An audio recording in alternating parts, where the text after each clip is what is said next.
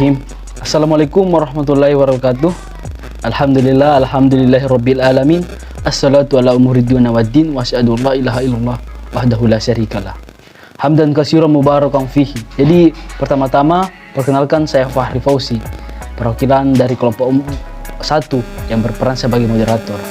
Jadi terkait materi kelompok kami yaitu ruang lingkup teknologi. Jadi ruang lingkup teknologi diantaranya ada beberapa yang akan kami jelaskan. Yang pertama ada ruang lingkup teknologi terkait dengan pendidikan, ruang lingkup teknologi komunikasi, yang ketiga ruang lingkup teknologi informasi, dan yang terakhir ruang lingkup teknologi terkait dengan teknologi kinerja. Jadi sebelum kita lanjut ke materi, pertama-tama saya akan memperkenalkan kelompok saya. Yang pertama saya sendiri, Fahri Fauzi. Yang kedua ada Amrul Syahruddin. Yang ketiga ada Muhammad Awal Fananiset. Yang keempat ada Maudiawati. Yang kelima ada Rahmi Anissa Bahtiar. Dan yang keenam ada Kak Iswan. Baik, kita lanjut ke bagian pertama yaitu ruang lingkup teknologi pendidikan. Jadi tujuan utama ruang lingkup teknologi pendidikan yaitu untuk memecahkan masalah atau memfasilitasi pembelajaran dan untuk meningkatkan kinerja. Untuk itu diperlukan yang namanya pendekatan sistemi. Pendekatan sistemi ini bisa yang holistik dan komprehensif, bukan pendekatan yang parsial. Mungkin itu terkait dengan penjelasan dari saya. Saya serahkan kepada pemateri kedua. Baik, perkenalkan nama saya Maudiawati. Di sini saya akan melanjutkan materi di mana yaitu ruang lingkup teknologi pendidikan. Jadi yang pertama yaitu kawasan desain. Yang dimaksud dengan desain di sini adalah proses untuk menentukan kondisi belajar dengan tujuan untuk menciptakan strategi dan produk. Kawasan desain paling tidak meliputi 4 cakupan utama dari teori dan praktek, yaitu desain sistem pembelajaran, desain pesan, strategi pembelajaran, dan karakteristik pembelajaran. Yang kedua yaitu kawasan pengembangan. Pengembangan adalah proses penerjemahan spesifikasi desain ke dalam bentuk fisik. Di dalamnya meliputi teknologi cetak, teknologi audio, dan visual. Ketiga, kawasan pemanfaatan adalah aktivitas menggunakan proses dan sumber untuk belajar. Fungsi pemanfaatan sangat penting karena berbicara antara dengan bahan atau sistem pembelajaran. Yang keempat yaitu pengelolaan meliputi pengendalian teknologi, di mana perencanaan pengorganisasian kawasan pengelolaan bermula dari administrasi pusat media. Yang kelima yaitu penilaian. Penilaian dalam pengertian yang paling luas adalah aktivitas manusia sehari-hari. Dalam kehidupan sehari-hari, kita selalu menakar nilai aktivitas atau kejadian berdasarkan kepada sistem penilaian tertentu. Penilaian merupakan proses penentuan memadai tidaknya pembelajaran dan belajar, mencakup analisis masalah, pengukuran acuan, patokan, penilaian formatif, dan penilaian sumatif. Kemudian selanjutnya itu dengan demikian ada beberapa aspek terpisah untuk menggambarkan perkembangan intelektual dan teknis teknologi pendidikan. Teknologi pendidikan sebagai teori dan praktik pendekatan pendidikan untuk pembelajaran. Teknologi pendidikan sebagai alat dan media teknologi, misalnya kursus online massal yang membantu dalam komunikasi pengetahuan serta pengembangan dan pertukarannya. Teknologi pendidikan untuk sistem manajemen pembelajaran atau biasa disebut LMS sebagai alat untuk manajemen siswa dan kurikulum, dan sistem informasi manajemen teknologi. Teknologi pendidikan sebagai manajemen back office seperti training, manajemen sistem untuk logistik dan manajemen anggaran, dan learning record store untuk menyimpan dan analisis data pembelajaran. Teknologi pendidikan itu sendiri sebagai mata pelajaran pendidikan khusus semacam itu dapat disebut studi komputer atau teknologi informasi dan komunikasi. Baik, saya kembalikan pemateri selanjutnya. Bahwasanya teknologi komunikasi adalah perangkat-perangkat teknologi yang terdiri dari hardware, software, proses, dan sistem yang digunakan untuk membantu proses komunikasi yang bertujuan agar komunikasi itu berhasil. Teknologi komunikasi lebih menekankan pada perangkat elektronik, sebagaimana dikemukakan bahwa kata kunci dari teknologi komunikasi adalah elektronik teknologi. Jadi teknologi komunikasi ini termasuk media mikrokomputer, teleconferencing, dan teletext. Oke. Secara umum, ini kita membahas ruang lingkup teknologi komunikasi. Secara umum, teknologi informasi selalu berkaitan dengan dua aspek, yaitu perangkat keras atau biasa kita sebut dengan hardware. Hardware adalah komponen fisik yang digunakan untuk aktivitas input, proses, output, dan penyimpanan pada suatu sistem komputer. Dan hardware merupakan perangkat keras yang terdapat pada sistem komputer. Hardware terdiri atas beberapa bagian, seperti alat input yang pertama, yang kedua alat pemproses, yang ketiga alat output. Monitor, alat output itu monitor dan printer. Pokoknya perangkat lunak atau software.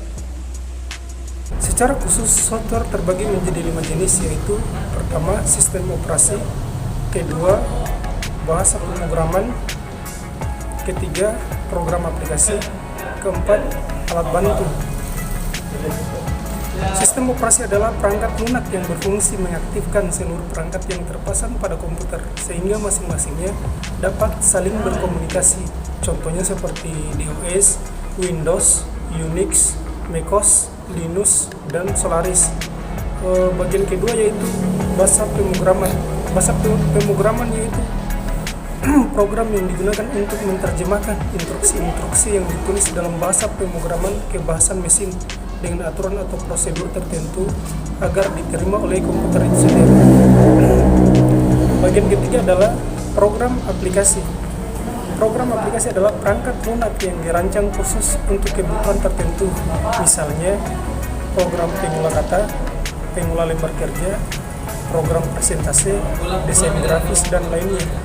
Contoh dari program aplikasi itu seperti Microsoft Office, Dreamweaver, SQL, dan lain-lain.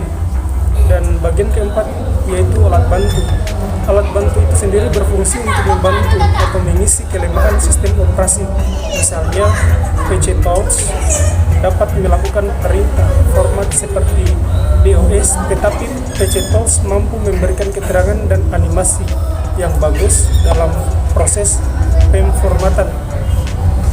Di sini saya akan melanjutkan materi yang dibacakan sebelumnya.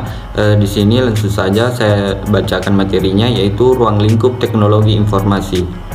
Baik, ruang lingkup teknologi informasi adalah suatu teknologi yang digunakan untuk mengelola data, termasuk memproses, mendapatkan, menyusun, dan menyimpan dan memanipulasi data. Berbagai cara digunakan untuk menghasilkan informasi yang berkualitas, yaitu informasi yang relevan, akurat, dan tepat waktu, yang digunakan untuk keperluan pribadi, bisnis, pemerintahan, merupakan aspek strategis untuk pengambilan keputusan. Baik, adapun ruang lingkup teknologi informasi, yang pertama itu teknologi masukan. Input teknologi ialah segala perangkat yang digunakan untuk menangkap data informasi dari sumber asalnya. Contoh teknologi ini adalah barcode, scanner, dan keyboard. Yang kedua, teknologi keluaran. Supaya dapat diterima oleh pemakai yang membutuhkan informasi, perlu disajikan dalam berbagai bentuk. Yang ketiga, teknologi perangkat lunak. Untuk menciptakan informasi diperlukan perangkat lunak atau sering disebut dengan program. Yang keempat, teknologi penyimpanan. Pertumbuhan dan perkembangan media penyimpanan sangat signifikan. Fakta tersebut terlihat dari riset yang menunjukkan bahwa setiap tahun media penyimpanan mengalami peningkatan 2 kali lipat. Yang kelima, teknologi komunikasi. Teknologi komunikasi terdiri dari perangkat keras dan perangkat lunak yang menyebabkan informasi dari satu tempat ke tempat lain. Teknologi ini dapat menyebabkan teks, data, grafik, suara, dokumen, maupun video. Yang keenam itu mesin pemproses adalah bagian penting dalam teknologi informasi yang berfungsi untuk mengingat data program berupa komponen memori dan mengeksekusi program berupa komponen CPU. Baik, mungkin itu yang saya bisa bacakan materinya. Saya persilakan ke pemateri selanjutnya. Poin selanjutnya yaitu ruang lingkup teknologi kinerja. Jadi langsung saja, cakupan teknologi kinerja tidak hanya di dalam pembelajaran saja, atau hanya mencakup peserta didik dalam suatu pembelajaran, namun di berbagai bidang. Misalnya di suatu perusahaan dan bisa juga pada bagian si pendidik itu sendiri. Teknologi kinerja terdapat pada individu, tim kecil maupun organisasi atau lembaga.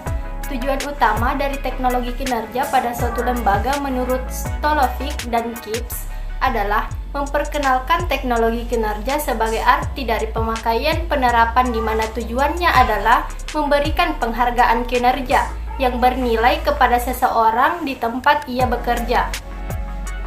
Teknologi kinerja diperkenalkan sebagai bidang aplikasi yang signifikan yang mengarah kepada nilai prestasi kinerja di tempat kerja.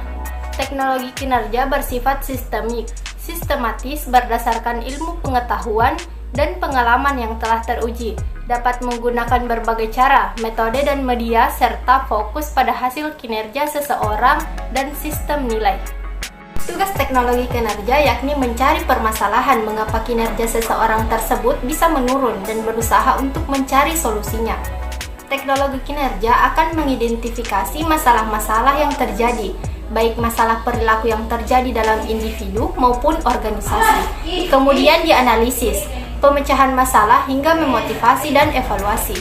Lebih jelas lagi dikemukakan oleh Widyonugoro bahwa teknologi kinerja adalah serangkaian metode, prosedur, dan strategi yang sistematis untuk memecahkan masalah atau menyadari peluang atau kesempatan yang berkaitan dengan kinerja orang-orang dan organisasi.